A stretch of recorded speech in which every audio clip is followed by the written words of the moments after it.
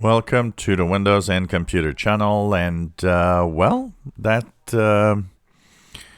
new information we get today about Windows 10X not happening this year has also given us another news item that the Windows 10X team, which was taken away from Windows 10 general development, is going back to work with Windows 10. Now, one of the reasons we had two very small updates in the past, that we're having two very small updates in last October and again this spring with the May 2021 update, is the fact that because of a big chunk of the Windows 10 team going and working on Windows 10X, not a lot was happening at Windows 10 itself. Now, this means things are going to change starting from now. As the team is actually moving back to Windows 10, I think this will accelerate a lot of what we will see happening with the next update. Already, when we are still thinking that 21H2 Sun Valley is going to be a major update to Windows 10. Lots of changes, new icons, new colors, new UI, new fonts. Things are going to be changing. And a lot of things that we know right now is, first, there are a few things that I've been showing here that we have been testing in the Insider program in the dev channel that is showing some of the stuff that's going to show up. But another interesting aspect of this is also that what we see in 21H2 is a general focus now on the future.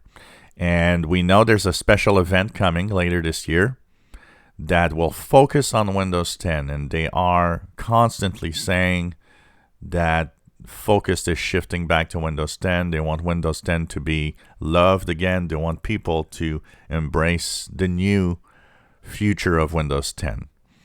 And a lot of that focus, and they've been repeating that all the time, I think is showing that they want to have a major change in direction with Windows 10 starting this fall.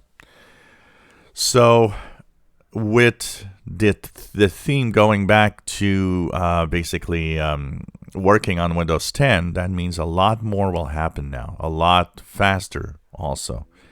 That is interesting, and I think that's important because right now we are in May.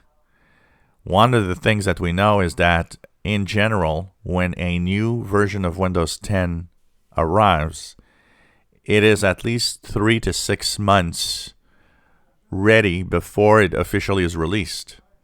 And I mean, we are in May. That means that June or July should be the time when we actually have pretty much all of the bits for what's going to be new, and we're far from there. We have a few little things here and there that popped up, have changed, but we are far from having really a complete 21H2 look of what is going to be in October or November when it's released.